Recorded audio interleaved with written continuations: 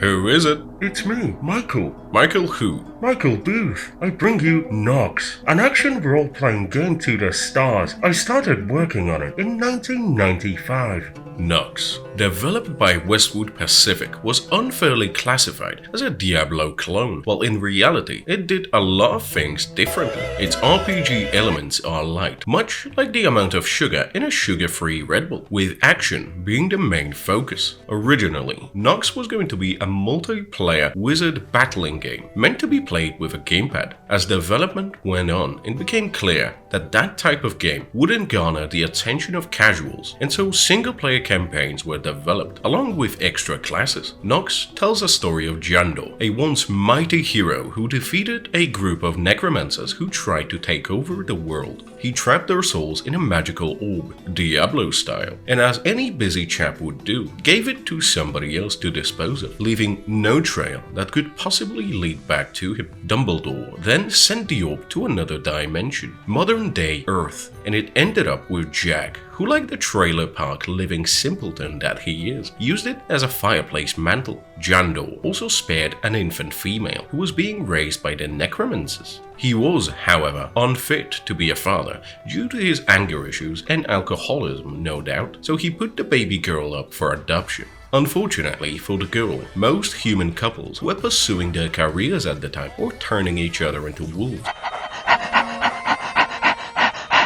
And that is how she ended up with a family of ogres, who she later ends up corrupting as she discovers her past. Now that everybody knows what's up, let's get on with the game itself. The opening cinematic shows us Cruella de Vil summoning the orb, and you get sucked along with it for the ride. You end up landing on some guy's ship in a different dimension. He then kidnaps you and forces you to choose your specialization. The Albanian Street Fighter, boasting high endurance and speed, favoring melee combat. They can wear heavy armor and use all sorts of classic one- or two-handed weapons. Braveheart cosplayer, with their average speed, health and strength, but what they lack in physical prowess, they try to make up for by summoning creatures that tend to fall behind very quickly and so are rather useless. Conjurers, as they're actually called, also get a variety of spells at their disposal, and thank God for that, because otherwise they'd be terrible. They can wear medium armor and use high caliber weaponry, such as the sulphurous flare staff, capable of shooting fireworks that deal 2 damage each, enough to kill a rat or a frog, not much else. And lastly, Harry Potter, whose gameplay requires the most engagement out of the 3, as you have to switch between your spell bars, which can only house up to 5 spells each. However, much like a champagne glass, his body is extremely fragile and breaks under the slightest amount of pressure. For this reason, wizards oftentimes wear a protective balloon made up of bubble wrap to protect themselves, as even a sneeze can and will send them into a coma. Whoever you choose will determine how the game will play out, as half of in-game chapters will differ for each class. Warriors start out by being set up to join a gauntlet in Dornmere, the city of warriors. Only problem is, you need to find yourself a sugar daddy willing to sponsor you. You then come across an older gentleman who promises to pay for your entry fee for a small favor. The favor being murdering a child who ran away from home and made camp in your daddy's apple orchard. Conjurers just get dumped outside some caves as they're told to get through to the village of X. Know your fucking place, trash! And wizards have it their easiest as they get dropped off at a beach near some old freak's house. That old freak is Horvath, the arch-wizard, who needs you to find his apprentice, who you later find out got his kneecaps whacked as he was watching local children play in a secret cave.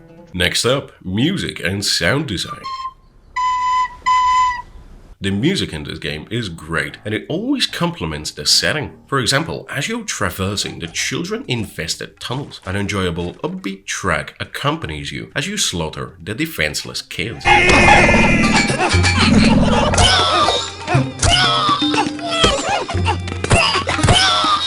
It just never feels out of place, whether you're in the woods, crypts, or dungeons. My favorite has to be the moment you leave the village of Bryn and venture into the ogre territory.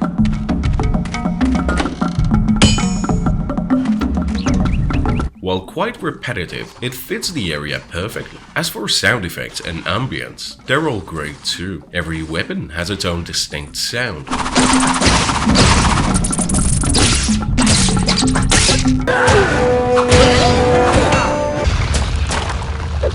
Hitting different things also produces believable, lifelike sounds. It's also very clear that they made sure that every monster sounds differently. So what if I'm the monster?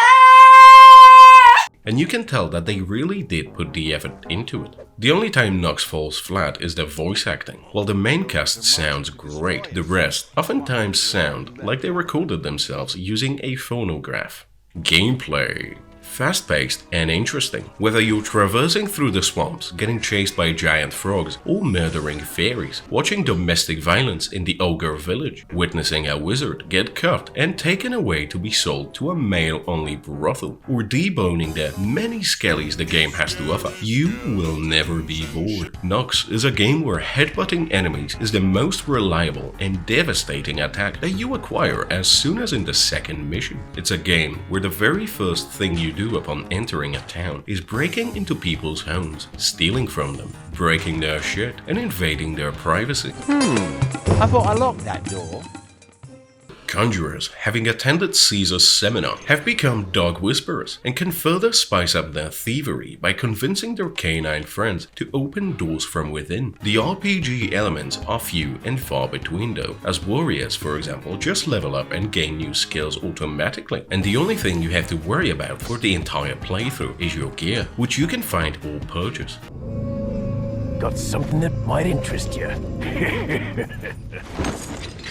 Alternatively, you can do what I did and just gently push your comrades into a river of molten hot lava and watch as their bodies disintegrate, leaving their precious armor behind. Wizards and conjurers are a bit more complicated, as on top of finding new gear, they also have to worry about upgrading their spells, which often can be found behind secret passages. There is also quite a lot of them, ensuring that even the most demanding hardcore simps will be satisfied. Nox has several ways of keeping you entertained. For example, in Chapter 3, the mayor of Ix has his scepter stolen by a local gang. Upon investigating this matter further, you realize that the gang consists of ruthless boy soldiers who murdered a man in cold blood. Upon talking to the heavily bleeding warrior, he drops dead, and you, as any good friend would, loot the shit out of his still warm, lifeless body. Same chapter, but from the perspective of a conjurer, sees you save damsels in distress who turn out to be middle-aged men who lock themselves in different parts of the coal mines upon seeing a few spiders and scorpions. Do you like fighting the undead? No? Tough shit, because Chapter 4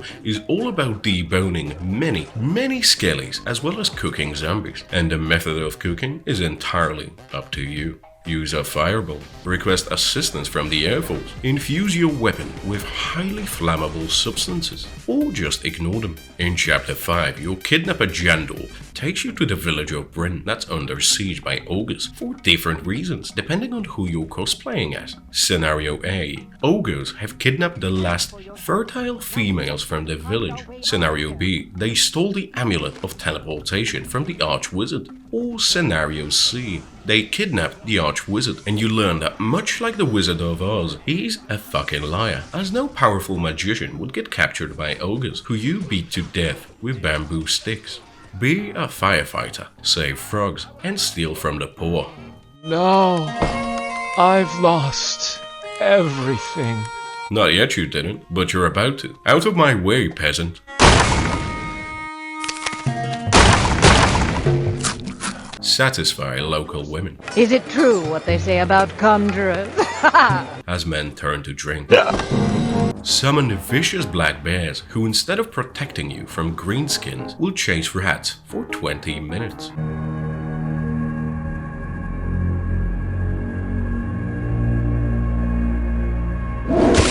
Nox is a simple game, and much like North Korea, it doesn't take itself too seriously. If you're thorough in your explorations, you may even come across a wizard contemplating suicide, while conjurers are keeping it tight with both wizards and warriors. The opposite is true for the other two. To put it into perspective for you, in chapter 6, if you're playing as Harry Potter, you have to visit the castle of Dunmere, and instead of asking politely for the halberd of Horrendous, you get to burn and beat to death every single warrior in there just to get to Horrendous, the Night King. Whack him and take the halberd for yourself. If you chose to become the Albanian street fighter, then in chapter 7, you have to get the Heart of Nox to complete assembling the Staff of Oblivion. It just so happens that the heart is being kept in Hogwarts, and as any sensible guy would do, you enter the castle and slaughter all the transvestites therein to eventually steal the magical orb for yourself. Really makes you wonder who truly is the bad guy here. It's a great game, simple, and entertaining enough for all ages and genders. It's on GOG, it's for $6, and it runs great on Windows 10 and modern hardware. That's it for today's video. Take it easy.